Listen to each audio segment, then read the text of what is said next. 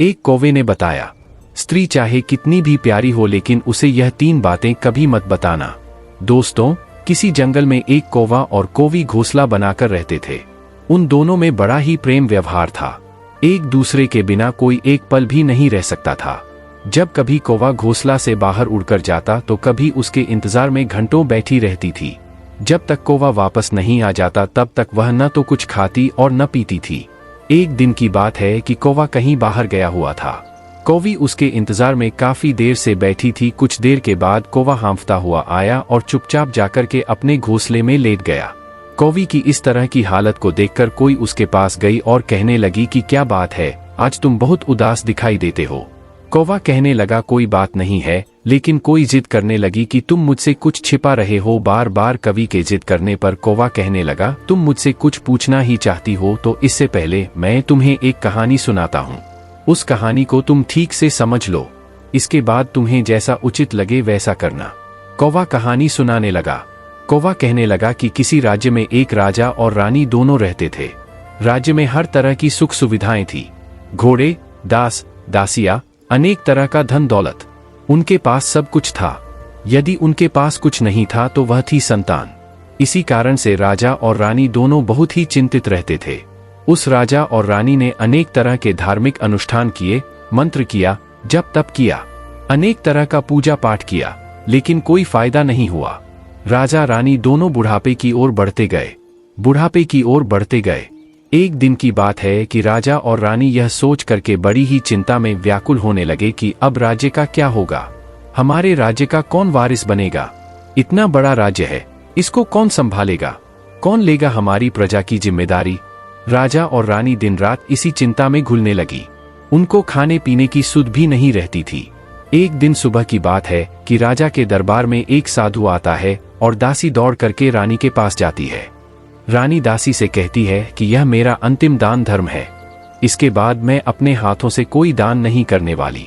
रानी चावल से भरा हुआ एक कटोरा हाथ में लेकर के बाहर आती है और साधु की झोली में भिक्षा डाल देती है। उसके चेहरे पर छाई हुई व्याकुलता को देख करके वह साधु से पूछता है कि रानी क्या हुआ, आप इतना दुखी क्यों है। रानी साधु को सारी जो भी बात थी वह सब कुछ रोते हुए बताने लगी। साधु को रानी पर दया आ गई। कुछ पल गंभीर होने के बाद साधु कहने लगा कि चिंता मत करो रानी, आपकी संतान की इच्छा पूरी हो जाएगी। आपकी कोख से एक पुत्र जन्म लेगा। मात्र 14 साल तक ही आप लोगों को मिलेगा, उसके आगे वह स्मृति लोक में नहीं रह पाएगा। इससे बढ़कर के आपको कुछ देना मेरे लिए संभव नहीं है। अपनी बात पूरी करते करते उसने अपनी झोली में से हाथ डाला और थोड़े से चावल निकाल करके रानी को दे दिया और कहा कि आप और राजा दोनों इस चावल की खीर बना करके दोनों खा लेना, इससे तुम्हें पुत्र की जल्दी प्राप्ति होगी। इतना कहकर के वह साधु वहां से चला गया। उस साधु के जाने के बाद रानी सोचने लगी कि 14 साल तो सही है, उतने समय के लिए हमें पुत्र तो मिलेगा, यही काफी है। इतने साल तक मैं उसे जी जान से बड़ा करूंगी, उसका पालन पोषण करूंगी, उसे बहुत प्यार करूंगी, उसे दुलार करूंगी और अपनी संतान की जो हमारे मन में इतने दिनों से इच्छा मरी पड़ी हुई थी वह जीवित हो जाएगी। वह कहने लगा कि उस रात अपना सारा राजकाज खत्म करने के बाद रानी राजा के पास पहुंची और राजा को जाकर के सारी बात बता दी। साधु ने उसे कुछ चावल देकर के खीर बनाकर के खाने के लिए कहा है। साधु महाराज ने यह चावल हम दोनों को खीर बनाकर के खाने के लिए कहा है। राजा कहने लगा, इतना दान धर्म किया, जब तप किया, कोई फल नहीं मिला, अब इस खीर से हमें संतान की प्राप्ति होगी क्या।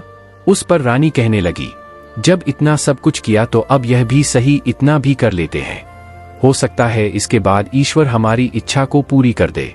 उस साधु के क्रोध को क्यों बुलावा दें, यदि उसका हम कहना नहीं मानेंगे तो वह साधु नाराज हो जाएगा।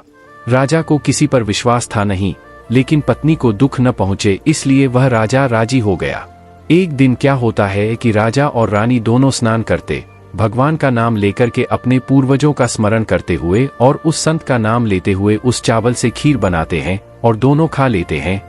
उसके बाद निश्चिंत होकर के राजा और रानी दोनों सो जाते हैं। कुछ दिन बीत जाते हैं और साधु द्वारा कहे के अनुसार रानी गर्भवती हो जाती है। उस पर राजा रानी बहुत ही खुश होते हैं और उनकी खुशी फूले नहीं समा जाती है। राजा रानी से कहने लगा कि महारानी, सचमुच साधु महाराज की कृपा हमारे ऊपर बरस पड़ी है। जब उसका समय पूरा हुआ 9 माह के बाद पूरे समय के अनुसार रानी ने एक बहुत ही सुंदर पुत्र को जन्म लिया। बड़ा ही तेज था, उसके चेहरे पर मुखमंडल उसका चमक रहा था। राजा ने बड़ी धूमधाम से पुत्र के नामकरण किया और सारे राज्य में कई दिनों तक भंडारा चलवाया। उत्सव मनाया गया और पुत्र की कुंडली को देखने के लिए राज्य के सबसे बड़े विद्वान पंडित को राजा ने बुलवाया। पंडित जी ने जब उस पुत्र की कुंडली को देखा तो पंडित जी कुंडली देख करके बहुत चिंतित हो गए। कहने लगे कि महाराज, जो यह पुत्र है सिर्फ 14 साल तक जीवित रहेगा। राजा को इस बात की भनक भी नहीं थी। रानी को भी साधु महाराज की बात याद आ गई। दोनों चुप रह जाते। उसके बाद राजा और रानी बड़े लाड़ प्यार से बेटे का पालन पोषण करते हैं। उस बेटे की हर ख्वाहिश को, हर जिद को वे पूरी करते हैं। थोड़े समय के लिए ही सही भगवान ने संतान की अपनी मुराद पूरी कर दी। इससे वह हमेशा अपना किस्मत मानते थे। राजपुत्र दिन पर दिन बड़ा होता गया। जब वह 7 साल का हो जाता है तो राजा एक अच्छे गुरु की नियुक्ति करके उसे पढ़ाई लिखाई में राज शस्त्र विद्या का और घुड़सवारी आदि सभी 12 विद्याओं का शिक्षण कराते हैं। जब वह सब शास्त्र और विद्या में पारंगत हो जाता है और 12 साल की उम्र का वह जब बालक हो जाता है, तब एक अच्छी सी राजकन्या को देख करके उस बालक की शादी करवा दी जाती है। 2-3 साल बीत जाते हैं। बेटा जब 15 साल का हो जाता है तो एक दिन वह राजपुत्र राजा से कहता है कि पिताजी, मैं अपने राज्य को घूम करके देखना चाहता हूँ। आज तक मैंने इस राजदरबार के और इस महल के सिवाय मैंने बाहर कुछ नहीं देखा है। बेटे की बात को सुनकर राजा बड़ा परेशान हो जाता है, क्योंकि पुत्र को 14वां साल शुरू हो गया था। अब कोई अनहोनी होने का वक्त नजदीक आ पहुंचा था। लेकिन राजा यह सब बातें पुत्र को नहीं बता सकता था। वह क्या करता कि चेहरे की खुशी लाकर के बेटे से कहता, हाँ हाँ जरूर जाओ बेटा, तुम्हें अपना सारा राज्य घूम करके देखना चाहिए। कहाँ क्या है यह सब जानना बहुत जरूरी है। कल मेरे बाप तुम्ही को इस राज्य का राजा बनना है। मात्र एक बात का ध्यान रखना, तुम जहाँ जा रहे हो, क्या कर रहे हो, यह बात अपनी पत्नी को कभी मत बताना। पुत्र कहता है, ठीक है पिताजी, आपने जो भी कहा है मैं वैसा ही करूँगा। एक दिन क्या होता है कि राजपुत्र दिन भर अपनी पत्नी के साथ मौज मस्ती करता है, खुशियां मनाता है और रात को ठीक 12 बजे बिस्तर से उठ करके बाहर चला जाता है। फिर सुबह होने से पहले वह वापस अपने महल में आकर के सो जाता है। ऐसे बहुत दिनों तक चलता रहा। अब पुत्र का 14वां साल खत्म होने में कुछ ही दिन समय शेष रह गया था। एक दिन की बात है कि उसकी पत्नी छोटी रानी रात में जाग जाती है। रानी देखती है कि बिस्तर पर जो वह राजकुमार है वह नहीं है। महल में सब जगह देखती है, खोजती है, पर वह कहीं नजर नहीं आता है। क्या करेगी, किससे कहेगी? वह चुपचाप रहती है। फिर सुबह होने पर वह देखती है कि उसका पति अपने बिस्तर पर सोया हुआ है। वह पति से कुछ नहीं पूछती, लेकिन दूसरी रात भी वैसे ही होता है। तीसरी रात, चौथी रात, ऐसे कई दिनों तक चलता रहता है। रानी इस तरह के व्यवहार को देख करके अपने पति के बहुत चिंतित हो जाती है, उदास हो जाती। पति रात को कहाँ जाता है, क्या करता है, किससे मिलता है? उसके मन में अनेक तरह के सवाल उठते हैं, लेकिन उसे पूछने में उसे डर लगता है। शायद पत्नी के पूछने पर पति को गुस्सा आ जाए और वह गुस्से में आकर के कुछ भी कर बैठे। सास ससुर से पूछने के बारे में सोचा तो उसकी कुल मर्यादा के बीच में आ जाती है। सोचने लगती है कि इस बात को अपने सास ससुर से क्यों पूछूं। इसी तरह से मन ही मन में वह उठती रहती है। इस हालत से उसे खाने पीने में किसी प्रकार की कोई दिलचस्पी नहीं रह जाती है। धीरे धीरे वह एकदम से दुबली पतली होकर के कमजोर हो जाती है। उस राज्य में एक दिन की बात है कि एक फूल बेचने वाली बूढ़ी मालिन आ गई। वह हमेशा छोटी रानी को फूल देने के लिए महल में आया करती थी। उस बुढ़िया का ध्यान छोटी रानी पर चला जाता है। वह छोटी रानी से पूछती है कि बेटी क्या बात है, तुम क्यों दुखी हो? इस तरह से मैं देखती हूँ कि तुम सूख करके कांटा होती जा रही हो। रानी कहने लगती है कि क्या बताओ तुम्हें अम्मा, तुम्हारा जो यह राजपुत्र है वह प्रत्येक रात्रि को बिस्तर से अपने उठ करके कहीं चला जाता है और सुबह होने से पहले ही वापस आकर के अपने बिस्तर पर सो जाता है। वह कहाँ जाता है, किससे मिलता है, कौन सी उसकी प्रेमिका है? यह सब सोच करके मेरा मन बड़ा दुखी होता है और इसी दुख और चिंता के कारण मैंने खाना पीना सब कुछ छोड़ दिया है और इसीलिए शोक करके मैं कांटा बन गई। बुढ़िया की बात सुनकर के उसे एक उपाय बुढ़िया बताती है। कहती है कि बेटी ऐसा करना कि आज रात तुम सोना मत, उसके पीछे जाकर के देखना कि वह कहाँ जाता है, क्या करता है, किससे मिलता है, उसकी ठीक से पहरेदारी करना। पर मुझे नींद आ गई तो क्या करूंगी? वह बूढ़ी माई कहती है कि नींद न आए इसलिए एक काम करना, अपने बाएं हाथ की उंगली में एक छोटा सा जख्म बना लेना और उस पर थोड़ी सी मिर्च लगा करके उस पर छिड़क देना। उससे तुम्हें बड़ी जलन होगी और उस पीड़ा से तुम्हें रात भर नींद नहीं आएगी। रानी बुढ़िया के कहने के अनुसार अपनी उंगली में एक छोटा सा घाव बना करके और उस पर थोड़ा सा मिर्च लगा लेती है और उसे नींद नहीं आती है। लेकिन थोड़ी देर के बाद जब वह सो जाती है, दूसरे दिन सुबह बुढ़िया जब फूल लेकर के आती है, उसके महल में पहुंचती है और पूछती है उससे कि क्या हुआ बेटी, देख पाई क्या, पति तुम्हारा कहाँ जाता है। रानी कहती है कि नहीं अम्मा, पहले कुछ समय जलन के कारण मुझे नींद नहीं आई, लेकिन जैसे ही जलन शांत हुई उसके बाद मैं सो गई, फिर मुझे पता नहीं चला कि क्या हुआ। वह बुढ़िया कहती है कोई बात नहीं, आज तुम उंगली पर पहले से थोड़ा बड़ा जख्म बना लेना और उस पर ज्यादा मिर्च लगा लेना। रानी वैसे ही करती है, परंतु वह सिर्फ पति के बिस्तर से उठ करके बाहर निकलते वक्त जाग पाई। वह उसके पीछे नहीं जा सकी क्योंकि उसकी आंखें उस समय तक मुंद गई थी, उसे नींद आ चुकी थी। दूसरे दिन सुबह जब वह फिर बुढ़िया आती है और रानी से पूछती है तो रानी रो करके कहने लगती है कि अम्मा आज भी उसकी पहरेदारी में ठीक से नहीं कर पाई।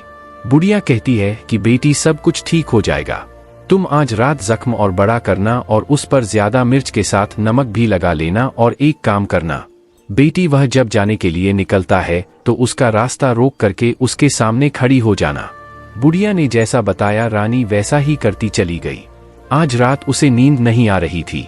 पति रात के 12 बजे बिस्तर से उठ करके जब महल से निकलने के लिए आगे बढ़ता है तो वह बुढ़िया ने जिस तरह से उसे बताया था उसी तरह से रानी आकर के पति के सामने रास्ता रोक करके खड़ी हो जाती है। कहती है कहाँ जा रहे हो और किससे मिलने के लिए तुम जा रहे हो, मुझे यह बताओ, इसके बाद मैं जाना। पत्नी को इस तरह से देख करके वह राजपुत्र से बहुत समझाने की कोशिश करता है। कहता है कि देखो अगर मैंने तुम्हें यह बात बता दी तो मैं तुम्हें दोबारा नहीं मिल पाऊंगा। पत्नी कहती है कोई बात नहीं, न मिल पाओ, लेकिन आप रात के समय कहाँ जाते हो, क्या करते हो, किससे मिलते हो, यह पहले मुझे बता दीजिए। वह राजपुत्र इसके पत्नी की जिद के आगे बिल्कुल असहाय हो जाता है। पत्नी की जिद के आगे उसकी एक नहीं चलती। ठीक उसी समय उसका 14वां साल शुरू होने वाला था, 15 साल लगने वाला था। अब वह जाने दो। वह सोचता है कि वह कुछ चावल मंत्रों से सिद्ध करके अपनी पत्नी को दे करके कहता है कि देखो इन चावल के दानों को दोनों हाथों में अपनी मुट्ठी में पकड़ लेना। पहले दाएं हाथ में पकड़े चावल मेरे ऊपर फेंक देना, मैं कौन हूं तुम्हें पता चल जाएगा। बाद में बाएं हाथ में पकड़े हुए चावल मेरे ऊपर फेंकना, मैं जैसा था तुम्हें मिल जाऊंगा। लेकिन यदि तुम बाएं हाथ के चावल मेरे ऊपर फेंकना भूल गई तो मैं तुम्हें कभी नहीं मिल पाऊंगा, इतना याद रखना। रानी बड़े आत्मविश्वास के साथ कहकर के दाएं हाथ में पकड़े चावल पति के ऊपर फेंक देती है। वह जो राजपुत्र था एकदम एक घोड़े में परिवर्तित हो जाता है। एक सफेद घोड़ा, लंबी गर्दन, बड़ी बड़ी। उसकी आयाल देखते ही वह तेजी से दौड़ने लगता है। रानी उस घोड़े को देखकर एकदम से घबरा जाती है और पति ने बाएं हाथ के चावल फेंकने की जो बात कही थी वह सब रानी भूल जाती है। उसकी आंखों के सामने वह घोड़ा महल से बाहर करके बाहर चला जाता है। घोड़ा जो महल से बाहर जाता है तो वापस नहीं आता था। अब रानी को बड़ा पश्चाताप होता है। वह स्वयं को कोसने लगती है, लेकिन अब उससे कोई फायदा नहीं होने वाला था। राजपुत्र वापस नहीं आने वाला था। जब सुबह होती है महाराज और महारानी को सब बात पता चलता है। उन्हें बहुत दुख होता है। वे बिस्तर पकड़ लेते हैं और अपने बेटे का इंतजार करने लगते हैं। एक दिन उनका बेटा वापस आएगा, यही सोचते रहते हैं। इसी तरह से 1 दिन, 2 दिन, 10 दिन, महीना बीत गया। 2 महीने बीत गए, 3 महीने बीत गए, आखिर धीरे धीरे करके 6 महीने पूरे हो गए। लेकिन राजपुत्र का अब तक कोई किसी प्रकार का कोई पता नहीं था। प्रधान राजपुत्र को ढूंढने के लिए राज्य के गांव गांव सिपाही भेजता है, लेकिन उसे कोई सफलता नहीं मिलती है। इधर रानी अपनी जिद के कारण पति के गायब हो गया, यही सोच करके स्वयं ही मन अपने आप को कोसती रहती है। और एक दिन वह प्रण लेती है कि कुछ भी हो जाए मैं पति को किसी तरह से ढूंढ करके उसे वापस जरूर घर लेकर आऊंगी। एक दिन की बात है कि सुबह उठकर के वह अपने सास ससुर के पास जाती है और कहती है कि मैंने अपने पति को जो भी मैंने पाप कर्म किया है और उसी के कारण मेरा पति यहाँ से नाराज होकर चला गया है। मैं किसी भी कीमत पर अपने पति की खोज करके लाऊंगी और मैं अपने पति की खोज में जा रही हूँ। महाराज और महारानी को क्या चाहिए था? उनका पुत्र था बेटा, किसी तरह से उनको मिलना चाहिए था। वह बहू को जाने की आज्ञा दे देते हैं। कहते हैं कि बेटी तुम्हें जो चाहे वह करो, जहां जाना हो वहां जाओ, लेकिन हमारे बेटे को वापस लेकर आओ, भगवान तुम्हें कामयाबी दे।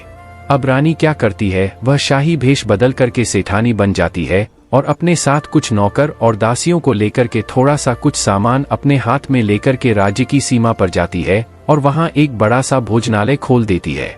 वहां आने वाले सभी यात्रियों को वह मुफ्त में खाना खिलाने लगती है और उनसे कहती है कि तुम्हें जो खाना खाना है उसके लिए एक शर्त है। कोई अजीब चीज उसकी मालकिन को यानी राजकन्या को बतानी पड़ेगी, जो वहां आने वाला हर नागरिक अपनी तरफ से मैंने यह देखा है, मैंने वह देखा है कहकर वहां से मुफ्त खाना खा करके जाता था। परंतु रानी को जो बात चाहिए थी वह अब तक नहीं मिल चुकी थी। ऐसे ही कई दिन बीतते गए। एक दिन क्या होता है कि रानी के महल फूल लेकर के जाने वाली बुढ़िया के एक बेटा और बहू थे।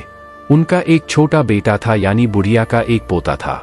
बेटा और बहू सुबह काम के लिए जब निकलते तो पोते को संभालने की जिम्मेदारी बुढ़िया पर रहती थी। बुढ़िया दिन भर पोते को अपने पालती थी। एक दिन होता क्या है कि बुढ़िया को पान खाने की बड़ी आदत थी। वह पान खाने के लिए उसे सोना चाहिए था।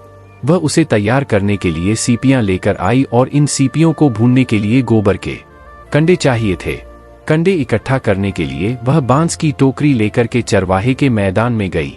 वहां बहुत सारे कंडे थे। उन्हें जमा करते करते उसे घर आने में काफी अंधेरा हो चुका था। इस ओर शाम होते ही काम से वापस बेटा और बहू पहुंचे तो देखा कि बच्चा घर पर अकेला है और रो रहा है। वे दोनों गुस्से से आग बबूला हो गए। इतने में ही वह बुढ़िया घर आ गई। बेटा ने पूछा कि पोते को घर में अकेला छोड़ करके तुम कहाँ गई थी? बुढ़िया कहने लगी कि गोबर के कंडे इकट्ठे करने के लिए गई थी। इस पर जो उसका बेटा था वह कहने लगा, दोबारा बच्चे को अकेला छोड़कर यदि घर में कहीं गई तो मैं तुम्हें बहुत मारूंगा। बुढ़िया कहने लगी कि नहीं बेटा, फिर कभी ऐसा नहीं करूंगी। लेकिन दूसरे ही दिन बुढ़िया यह बात भूल गई और फिर वही चरवाहे के मैदान में जाकर के कंडे इकट्ठे करने के लिए वह चली गई। शाम को जब बेटा और बहू अपने काम को आप करके वापस आते हैं तो देखते हैं कि आज फिर उनका बच्चा घर में अकेला है और रो रहा है। अब उसके बेटे की जो सहनशक्ति थी वह समाप्त हो गई और बुढ़िया के वापस आने पर वे लोग उसे घर से निकाल देते हैं। बुढ़िया रात भर घर के बाहर अंधेरे में बैठी रही और सुबह होते ही टोकरी लेकर के कंडे इकट्ठा करने के लिए वह निकल गई। उस दिन उस पर कंडे इकट्ठा करने का मानो पागलपन सवार था। वह कंडों को इकट्ठा करते करते कब अंधेरा हो गया, सुबह से शाम हो गई, उसे कुछ पता नहीं चला। जब उसे ध्यान आया तो गांव का जो रास्ता था वह ठीक तरह से उसे दिखाई भी नहीं दे रहा था और वह अंधेरे में अपनी आंखें फाड़ फाड़ करके देखती और किसी तरह से आगे चल रही थी।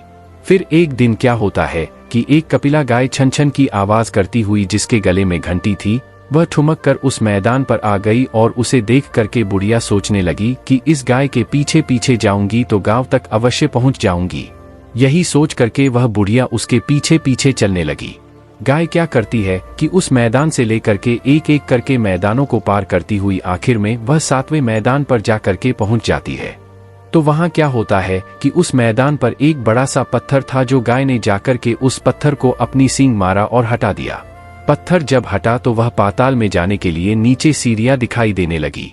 जब वह गाय सीढ़ियों से नीचे जाने लगी तब बुढ़िया यह सब देखती रही और झट से जाकर के उस गाय की पूंछ को पकड़ लिया और पूंछ पकड़ करके वह गाय के साथ साथ नीचे पाताल लोक में पहुंच गई।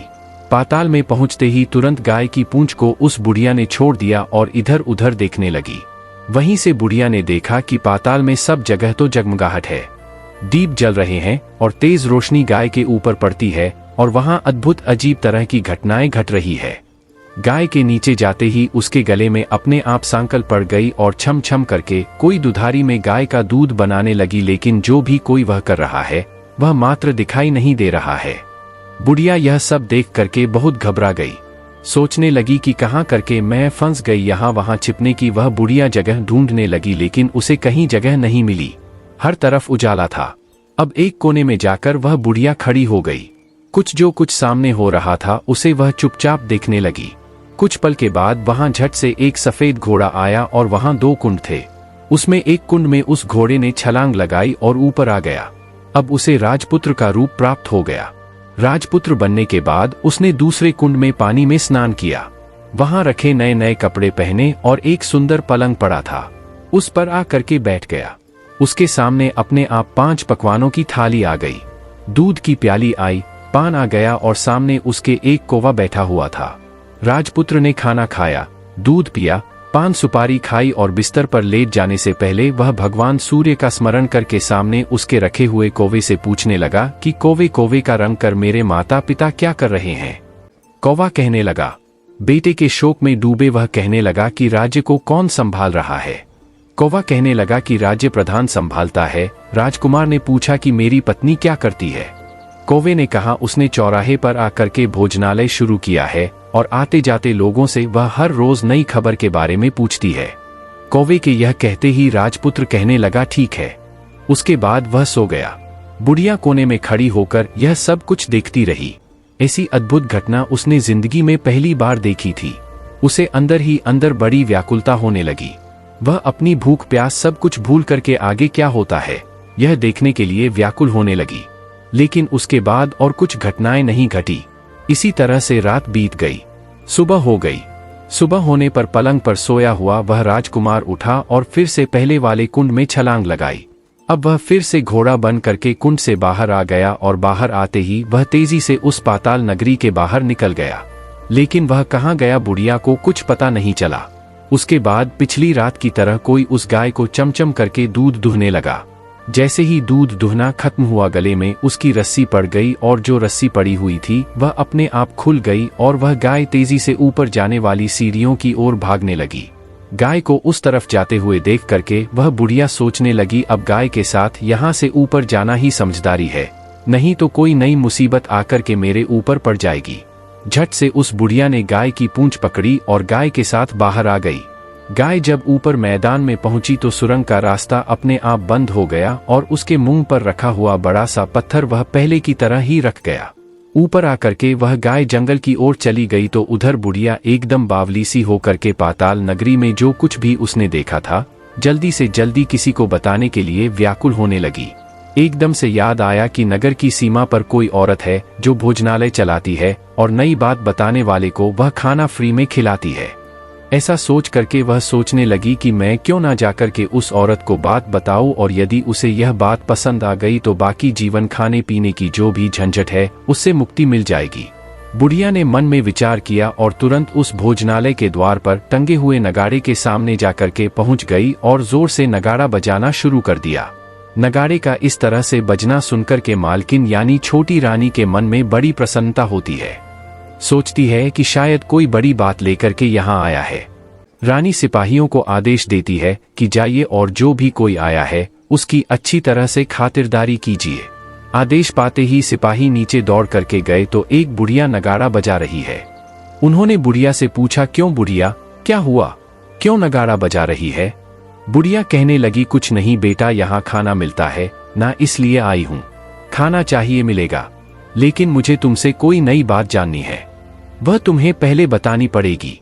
बुढ़िया ने कहा कि हाँ बताऊंगी, एक बात मालूम है मुझे। इस पर सिपाही उसे अंदर लेकर के आए। उनको मालकिन का आदेश था कि जो कोई बूढ़ा बुजुर्ग वहां आए उनके साथ अच्छी तरह से पेश आना और उनका अच्छा से आदर सत्कार करना और सेवा करना।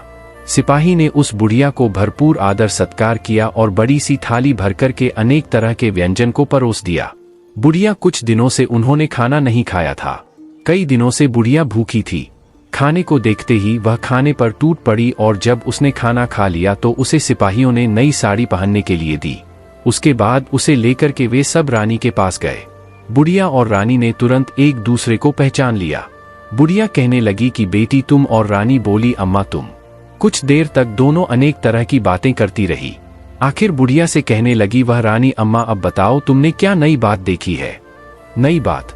मैंने कोई बात नहीं देखी नहीं है।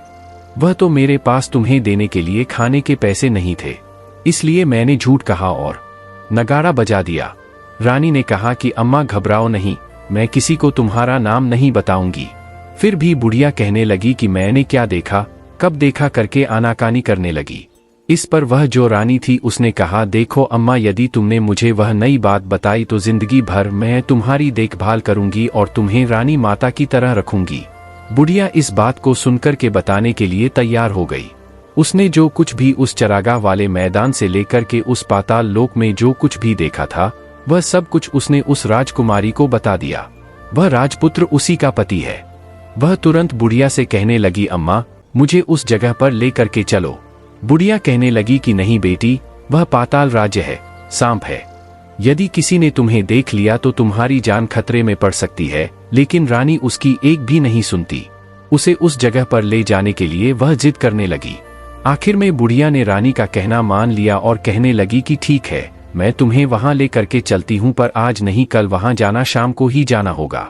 दूसरे दिन दोपहर को रानी बुढ़िया के साथ उसी मैदान पर गई और एक जगह छुप करके गाय के आने का इंतजार करने लगी। जब शाम हुआ, अंधेरा होने लगा, गाय हमेशा की तरह वहां आई।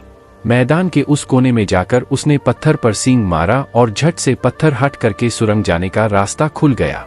गाय उस रास्ते से नीचे उतरने लगी तो बुढ़िया रानी से कहती है कि जल्दी आगे बढ़ो बिटिया, हम गाय की पूंछ पकड़ करके नीचे चलेंगे।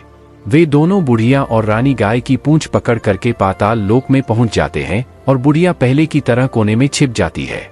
कोने में छिपी वह नीचे सब कुछ पहले जैसी जो घटनाएं थी वह घटित हो रही थी। गाय के गले में अपने आप रस्सी पड़ गई। कोई अदृश्य आदमी आकर के उस गाय को देखने लगा।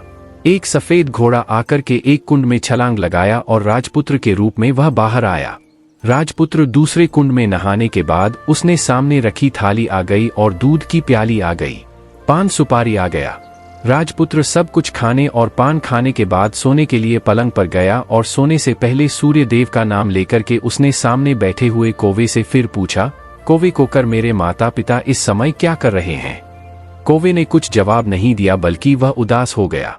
राजपुत्र को कुछ घटित हुआ, वह संदेह हो गया। वह उदास हो गया और जो कुछ हुआ वह हो जाने दो, ऐसा सोच करके सोने के लिए बिस्तर पर लेट गया। अब रानी का संयम छूट गया। वह दौड़ करके पति के पास गई और उसके पैर पकड़ने के लिए आगे बढ़ने लगा। राजपुत्र तुरंत ही पत्नी को पहचान गया। वह झट से पीछे हटा और चिल्लाने लगा, नहीं नहीं, मुझे मत छूना वरना सर्वनाश हो जाएगा। रानी दोनों हाथ जोड़ करके पति से अपनी भूल की माफी मांगने लगी। स्वामी, मुझसे बड़ी भूल हो गई। मुझे आपसे कुछ नहीं पूछना चाहिए था कि रात को कहाँ जाते हो। मैं अपनी भूल स्वीकार करती हूँ। मुझे मेरी भूल की सजा मिल गई है। अब आप घर चलो। आपके वियोग में आपके माता पिता ने बिस्तर पकड़ लिया है। वह सूख करके कांटा हो गए हैं और आपकी प्रजा बड़ी दुखी है। उस पर राजपुत्र कहने लगा, वही तो एक बार तुम गलती कर बैठी हो, अब दोबारा मत करना, नहीं तो तुम्हें जो दिख रहा हूं वह भी नहीं दिखूंगा। रानी रोने लगी, जोर जोर से जमीन पर सर पटकने लगी। राजपुत्र के मन में रानी के प्रति दया आ गई। वह उससे कहने लगा, यदि तुम मुझे पाना चाहती हो तो तुम्हें एक काम करना होगा। काम बड़ा कठिन है और वह काम तुम्हें अकेले ही करना होगा। रानी ने कहा, कहो, कितना भी कठिन काम होगा मैं उसे पूरा करूंगी। उस राजपुत्र ने कहा कि इस पाताल से ऊपर जाते ही तुम्हें एक बड़ा घना जंगल नजर आएगा और इस तरह के जंगलों को पार करने के बाद जब 7वां जंगल तुमको मिलेगा तो उस जंगल के बीचों बीच में एक बरगद का पेड़ है और उसके आसपास जगह जगह पत्ते, फंदे, जटाएं, कांटे आदि सब जग चुका है। वहां बाघ, शेर, भालू, सांप सभी आकर के वहां बैठते हैं। तुम्हें उन सबको भगा करके उस जगह को साफ करना है और उसको गोबर से लीप कर पवित्र बनाना है। वहां पर रंगोली सजा करके उसके बाद वहां पर धूप दीप अगरबत्ती करके फूल कुमकुम से पेड़ के तने की पूजा करनी है और दूध दही से बने चावल का भोग चढ़ाना है।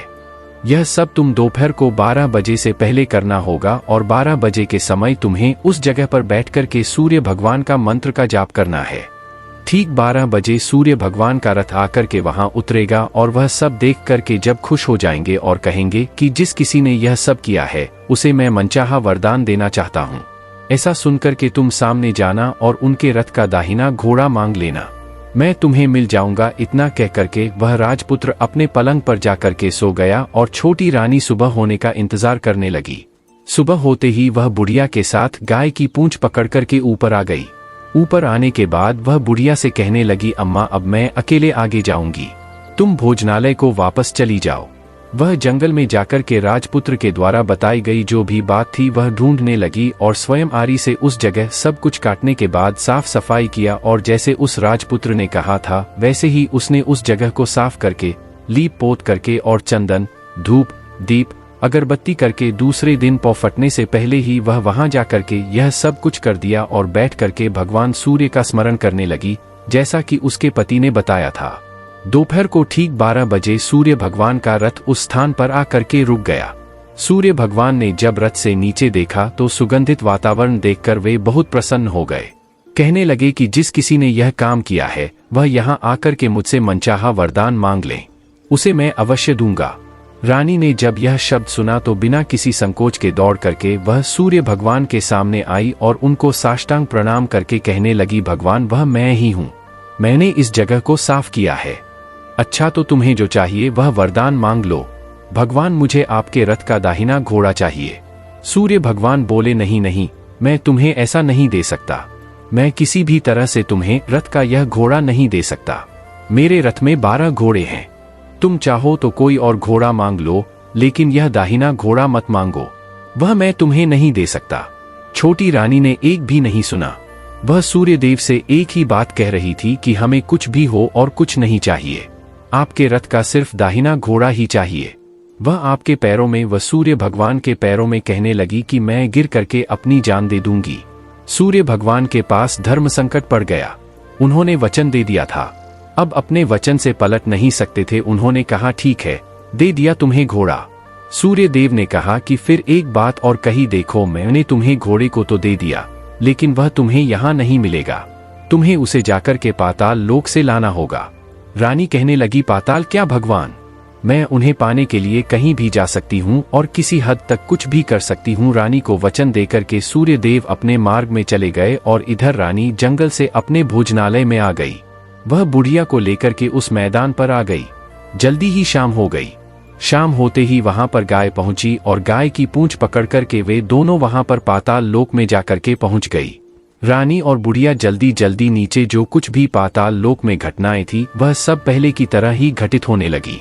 घोड़े का एक कुंड में स्नान करके राजपुत्र बनना, नहा धो करके पलंग पर जाकर के बैठना और खाने पीने की थाली उसके सामने आना। जो कुछ पहले हुआ था वह सब उसी तरह से हो गया। लेकिन आज एक नई बात घटी। आज 2-2 थाली, 2-2 दूध की प्याली, 2-2 पान भी उसके सामने आए। वह कुछ नहीं बोला। अपने हिस्से की थाली खा करके, दूध पी करके, पान खा करके वह सोने के लिए चला गया और हमेशा की तरह सोने से पहले वहां बैठे कौवे से वह पूछने लगा, कौवे कौवे खाकर मेरे पिता क्या करते हैं?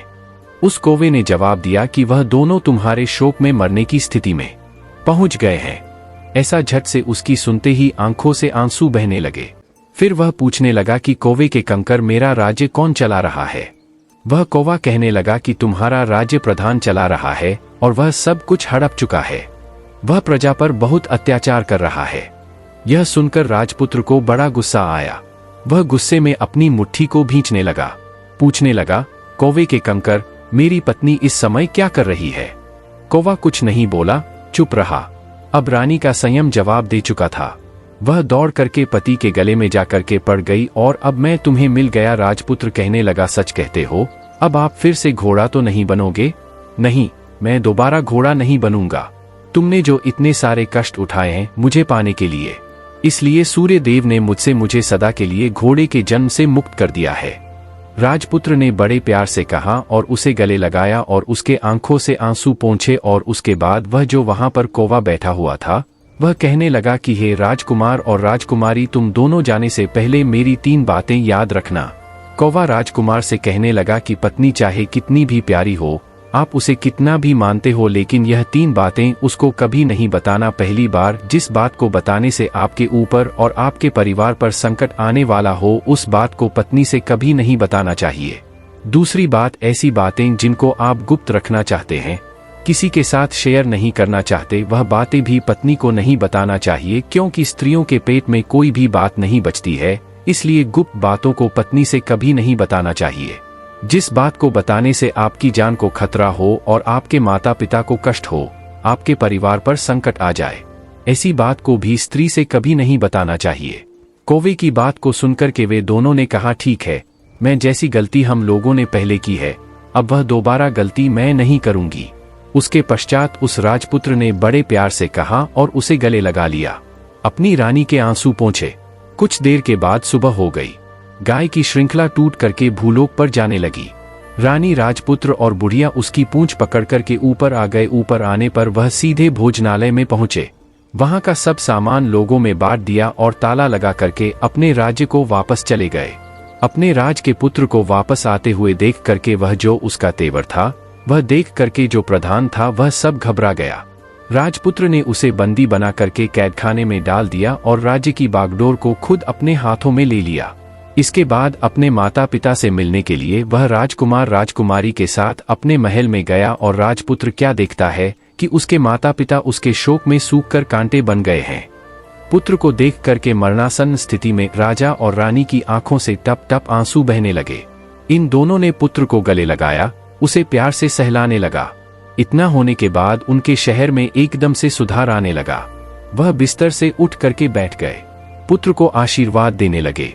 राजा के पुत्र के आने की खबर तुरंत सारे राज्य में फैल गई। प्रजा इस तरह की बात को सुनकर के फूली नहीं समा रही थी। सारी प्रजा राजमहल में आकर इकट्ठी हो गई। राजपुत्र ने उन्हें दर्शन दिया और आज से उन्हें किसी प्रकार का कोई दुख नहीं पहुंचेगा, ऐसा वचन देकर के वह अपने राज्य के सिंहासन पर जाकर के बैठ गया और एक अच्छा राजा बनकर के अपने अच्छे राज्य को अच्छी तरह से चलाने लगा और अपनी पत्नी के साथ और अपने माता पिता के साथ सुख शांति से जीवन बिताने लगा। और जो वह बुढ़िया थी उसे अपने पास में उसे रख लिया।